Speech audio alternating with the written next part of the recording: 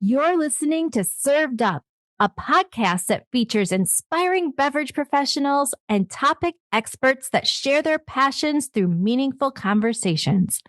I'm your host, Bridget Albert, also known as a Market Fresh Mixologist, an industry mentor with decades of experience. Grab a cocktail and sit back. Let's learn how we can make a positive impact in our industry.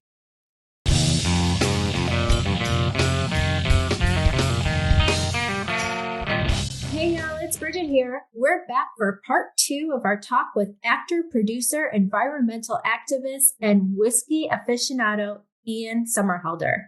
The impact of Ian's work and his team are doing with farmers in the U.S. is second to none. And Ian shares how he's bringing the message of healthy, sustainable agriculture to the world through his films and platforms. So sit back, relax, grab yourself your favorite Brothers Bond whiskey cocktail, and enjoy part 2 of this very special episode.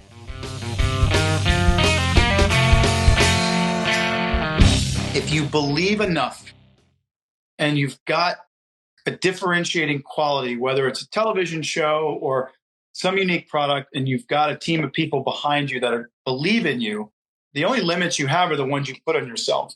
Now, you do have to have... Say that again louder, absolutely. And that's a really good... We're going to put that on a t-shirt. That's a good one. It's true. The only limits that you technically have are the limits that you put on your... And I forgot where I was having this conversation.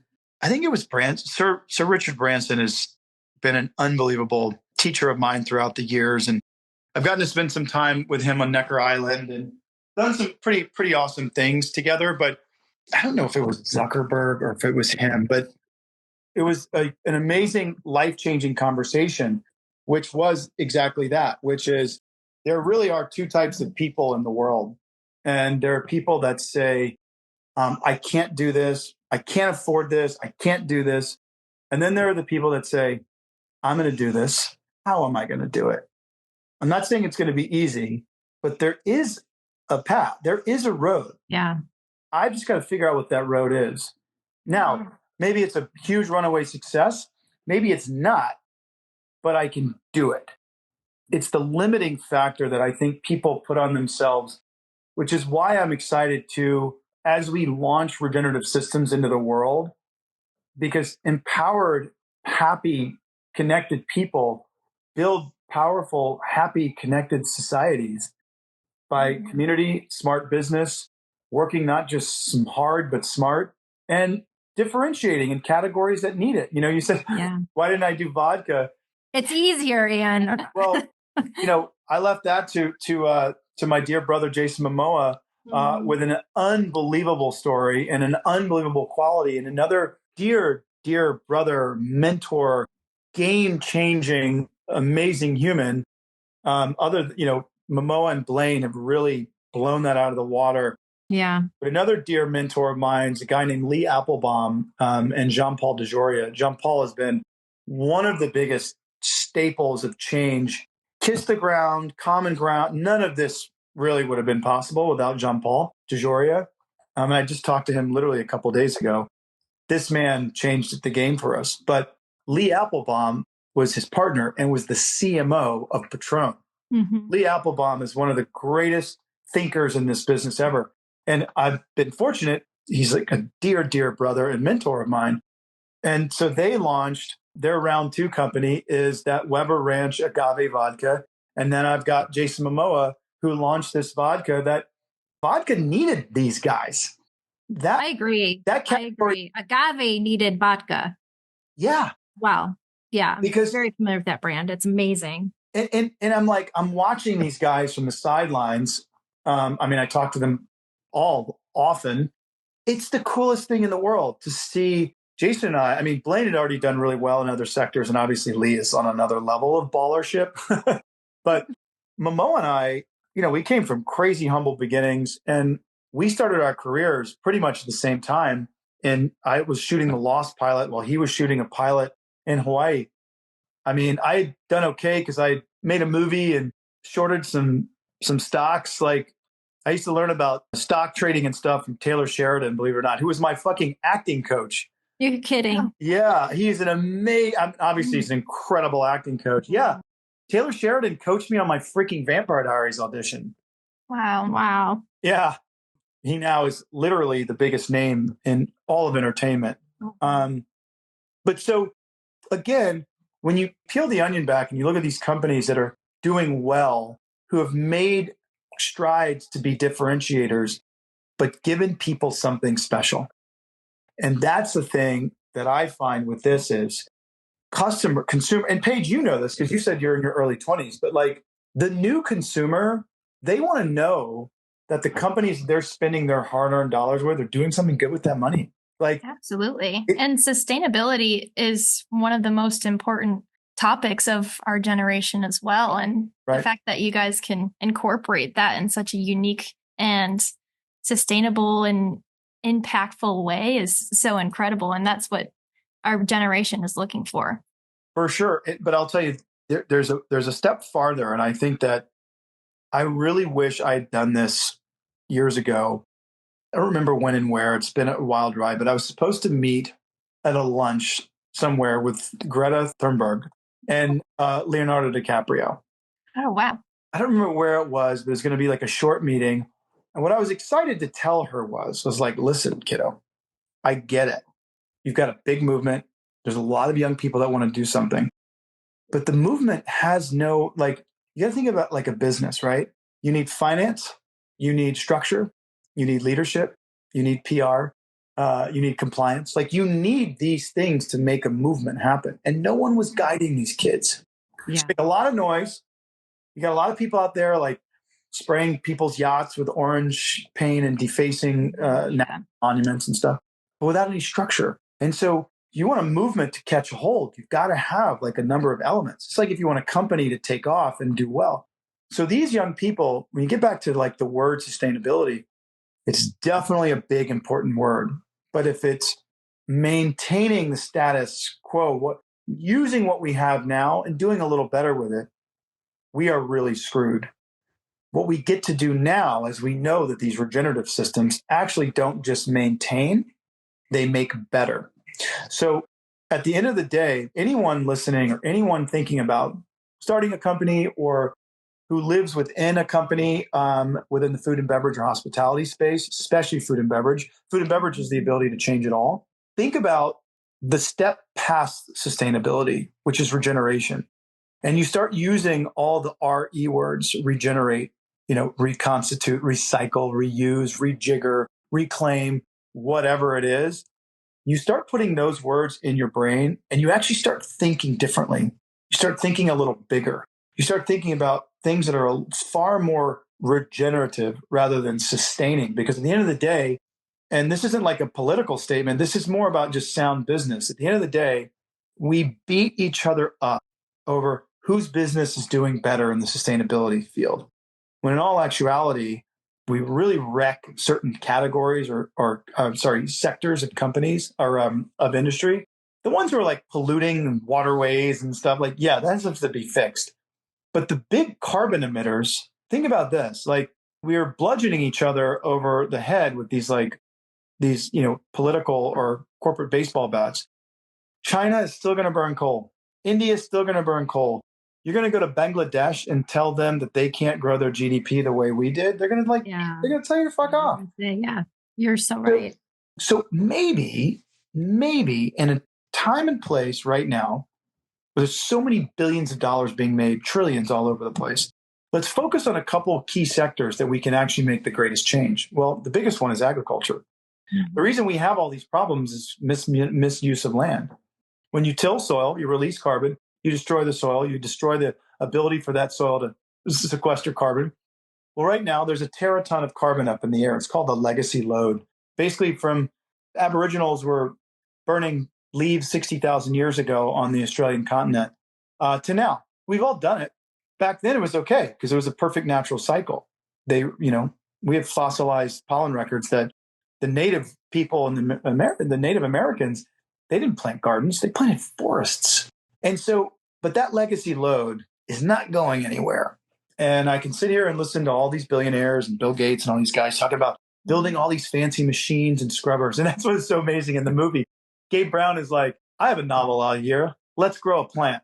And it's so true, which is, and there's an amazing book called A Drawdown by Paul Hawkins. And so the reality of it is that legacy load of carbon and all the new emissions, especially the methane, isn't going anywhere unless it's drawn down. And you can't draw anything down into unhealthy soil. So all we got to do, fix our agricultural system. Everyone makes shit tons of money, except for like a couple of big chemical companies, and they'll figure out other revenue streams. Believe me, they have them.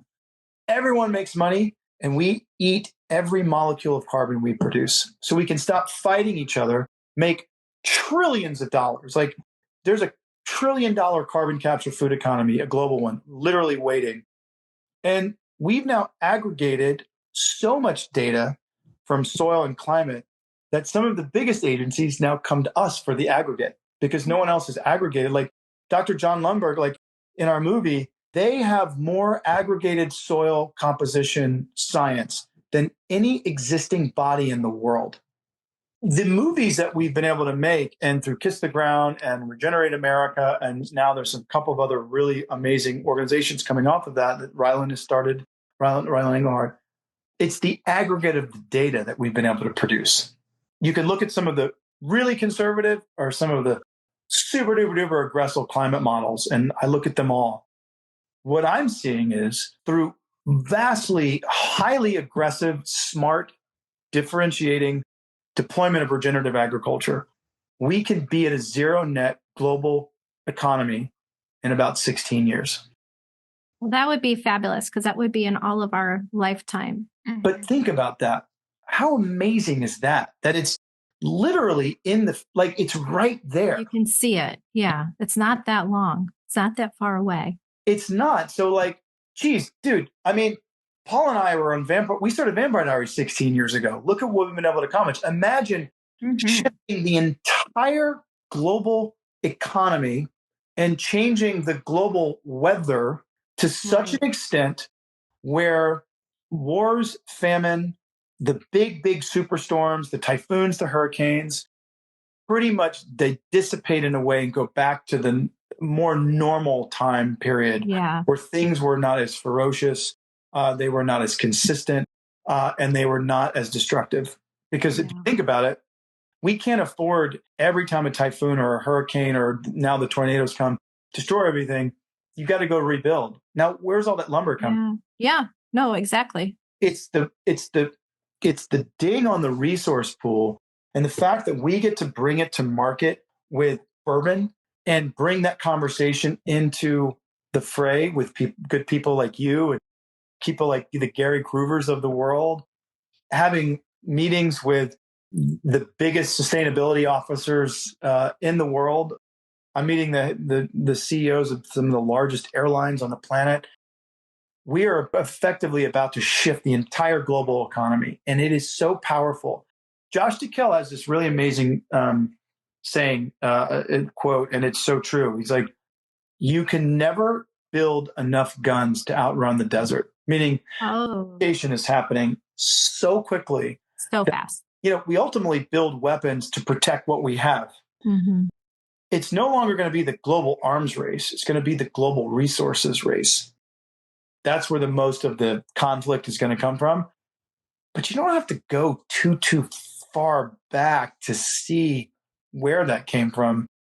Drought in Syria causes a lot of people to go into or not urban outfitters. Causes that would be amazing. But no. That would have been better. Causes people to go into urban areas. Yeah. There's cultural clash. There's literally an entire destabilized region. So as these things change, natural springs come back where they weren't. Water systems are reclaimed. Agricultural land is reclaimed. Tribal cultural land is reclaimed. Cultural communities grow again. Things balance. People don't want to fight each other when they're in the state of kind of happiness and bliss. That's the future. And by the way, we got to bring it to the world through fucking vampires, whiskey, and farmers. Like amazing. Incredible. Yeah. And you're doing such incredible, you and your team. I mean, let's be real, like you and your team, you're doing the work, the hard, heavy lifting for all of us. And I want to tell you, as a mom and just as a human, it was really important to me. You asked that, I watch, Common Ground, I watch your shows and just do a lot of digging on this topic. And I did it, and I did it with my family, with my husband, with my daughter, and wanted to make sure that we were beyond educated because it is important. We live in a farming town, like I shared with you. My husband and I, we own a brewery. You can have beer in our town. You can't go to the hospital or go to high school. We don't have schools in my town. There's nothing. So, but we have beer, but we work with the local farmer, right? We give the spent grains back to the farmer to use in the field. Like we believe in this. And so it's so good to know that other people do too. And other people that are in more powerful positions can actually create the good work for all of us. So thank you. Truly. Thank you for what you're doing. I was really excited to chat with you because I really believe in it. And that you're doing it through bourbon? That's so fucking cool. Oh. It's so cool. And so bourbon's not boring. So it's amazing. Not at all. No, it's not. It's fun. It's so complex. Like, listen, I have just the most enormous respect and love for the greatest whiskeys in the world. And I love single malt whiskeys. They're incredible and it's been around for so really long time. But there's so many people I meet who were really bona fide, like, I am a Scotch drinker. That's who I am. That's what I do. I'm a very elevated, whatever. I'm a CEO, CFO. I'm a this, I'm a that. And I'm from wherever I'm from. I'm from India. I'm from Pakistan. I'm from London. I'm from, wherever, Mexico. And I go, dude, I'm so with you. I so love that. Just shut up and try this. Yeah. And then give it a try. I pour literally our Brothers Bond 80, our straight, which is only at 80 proof. The complexity, that's what we were, Paul and I blended this in my freaking kitchen. And you need pillars to stand on, right? Like you have to have a foundation, whether you're building a company or a house or a family or whatever, a relationship. The two core foundational pillars was immediate approachability. I'm talking, I can sit on the bayou with my mom, who's now 74, and just drink this over a piece of ice or literally out of the bottle. Like, that's great. Yeah, it's approachable. But that complexity, and I know a lot of like barrelheads, guys are like, life starts at 100 proof. Totally hear you. I've got that too. Mm-hmm. But for people who life doesn't start at 100 proof for them, I needed an immediate approachability, but a complexity that literally even the snootiest bourbon drinker can try this and go, wait a minute, this is a really well-crafted spirit. Hold on. And then the proof was in the pudding because this mash bill, the big brother of this mash bill, which is our cask strength, and this is the hottest year it's ever been. This is 116. It's usually 114.8 to 115.1, 115.8. Mm-hmm. This one came in at 116, but it is, a platinum brand in San Francisco. It's also been called as one of the top 10 whiskeys, one of the top 5 whiskeys in the world. The Bottled in Bond we released last October is rated as one of the top 5 whiskeys in the world. That's how you do it. Yeah. I do put enormous pressure on myself, but I gave myself time and I live with these flavors and I think about occasion, but I also think about those two elements. How do I make something the most layered and complex where you don't even think about it? How can I make something that's so approachable that even someone who really is a student in this space or even just really bitchy or having a bad day, you can't argue with it. Can't argue with you. And that is one of the things that blew my mind about when we started our regenerative program. 7 years ago, man, I was like, I even said to Vincent, I said to Paul too, I just said, guys, it does freak me out a little bit because as a young company and 4, 5, 6 years is a long time to wait for whiskey. It is. That's why I asked the vodka question. And it's super expensive. Like, this is tens of millions of dollars to get us to this place. And that is a lot. There is a lot riding on my shoulders, our shoulders, founders and operators of this brand. But I wanted to figure out like, well, wait a minute. How can I get 3-year-old whiskey to taste like 5 or 6-year-old whiskey. And I went into barrel innovation, and I met one of the true geniuses of this guy, Pete Barger. I don't know if you've ever heard of him, but he and his wife own Southern Distilling, which is actually technically her Statesville contract distilling, but it's one of the most beautiful distilleries you'll ever see down in Statesville, North Carolina. Famous Statesville. I mean, like at the turn of the century, I think something like, I'll have to go back and look, but I think something like 90% of all spirits in the world or in the country that were bottled in Statesville, North Carolina. Also the genesis and the beginning of Prohibition, but like this is a very famous whiskey. I'm familiar. Yeah, it's amazing. Unbelievably beautiful. Unbelievable.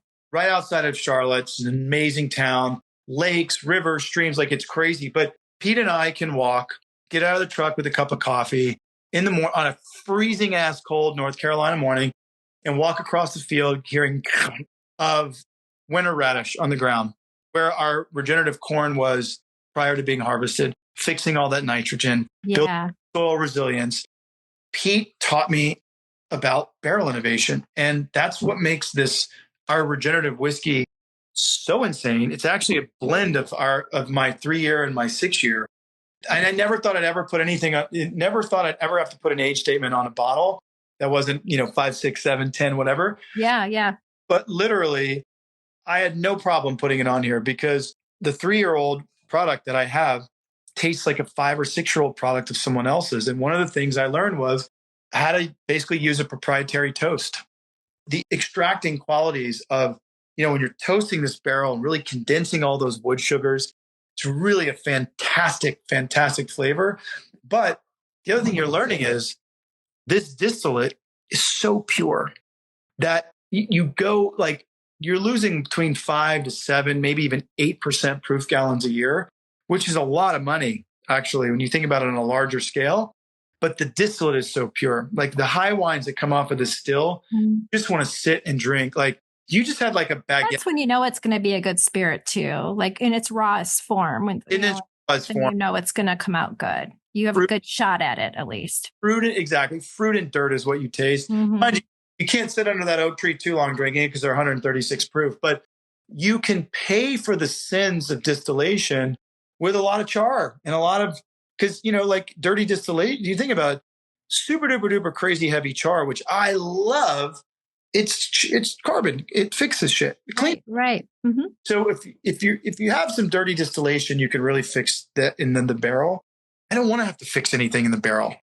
I want to find the distillate. I mean, I want to find the method to having the distillate that it's so pure that even the most earliest interactions with that barrel create such an incredible extraction. And then obviously as that barrel changes with the seasons and expands and contracts and turns over, all of a sudden you're getting these color profiles and taste profiles and unique toast char profiles that they're hard to come by. I pride ourselves in that. And it's, obviously it's hard and it's expensive and it's all those things, but you give this to someone and they're just like, dude. They're excited about it. Well, and you're doing such incredible work and you're through a spirit that's beautiful. And that's hard to do. You mentioned like the San Francisco Awards. I know you've done TAG Awards, like all the things. I sit on those judging panels, with our friends, and I can tell you like so much stuff comes across that doesn't even make our eyes blink, right? So it's really, really exciting when you have something that's authentic. You're doing it all good and all right. And, I am so excited to see what you do next in this space. And I hope that you'll come back on Served Up and you'll tell us. I can't wait doing next because it's incredible work and no one else is doing it. So bravo. Thank you, sister. Both of you, thank you for listening to me. And we're going to find time to spend together. We'll have to do an amazing tasting. New York as well. And that New York show they're brutal. And so if you can pass that sniff test, it's really so fun. You have such a powerful voice in the space and people love you.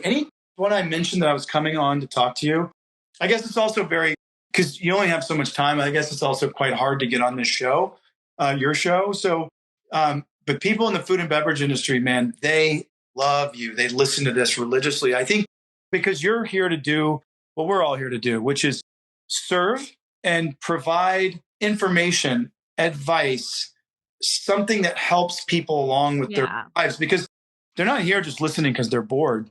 They're here trying to learn something. Yeah, absolutely.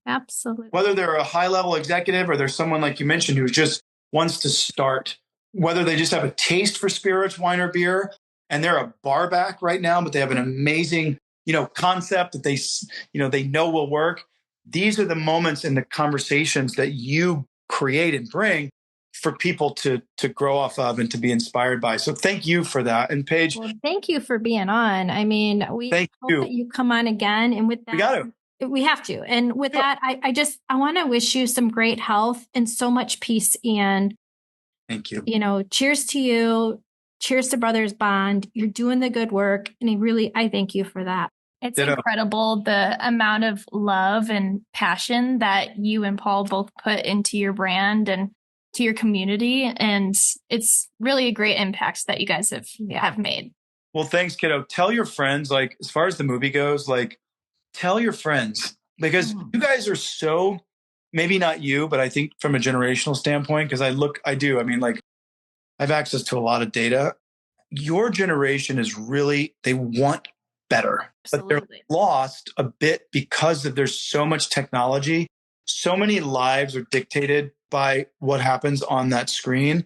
What I tell young people, whether they're your age or your self-worth is not locked up on a device. That's true. Device. Mm-hmm. But thank you for raising such an unbelievably well-rounded, kind, thoughtful human. People like you, Paige, that actually have the ability to go out and say to your friends, okay, guys, I got to tell you something. You got to see this thing because it gave me so much hope. And right now, and it's coming in the third movie, but we did a whole segment on it and we've aggregated a lot of data. So young people right now, I got to work with a bunch of amazing Nobel laureate behavioral psychologists. So just on a bigger, more macro scale, what's going on. Young people right now, 15 to 25, which is a really important time, 27 million young people in America are being highly affected by this thing that's kind of labeled now called eco-anxiety, meaning there's so much uncertainty about what's going on in the world because the adults are not acting like adults and they're on more political TV stages. Mm-hmm. So it throws everyone into a tailspin. You think, I'm going to go to college, I'm going to amass all this debt. What is there out there? I'm here to tell you and your friends, and you see it, but you can also just pat your friends on the shoulder and say, hey, it's actually going to be okay. Here, look. I'm going to show you this. It's true. You might actually change the course of their lives by giving, because it's hard out there and it's going to get harder if they're not prepared or they're not inspired. Yeah, that's very true. Thank you, Anne. We're going to have you back. You got it. To meet you someday. You will. I really do believe in what you're doing. I do. And it's important. And I know that you're a father as well. So I know what you're doing comes from such a true, pure place. It's survival. It's survival of our kids. Yeah. So thank you. Thank you so much. What an amazing treat. What a great date. I cannot thank you both enough. Let's do this again. Thanks for listening. Served Up is brought to you by Southern Glazers Wine and Spirits. Produced by Zunu.online. Music by We Killed the Lion can be found on Spotify. Make sure to subscribe to be notified of our future Served Up episodes. Cheers.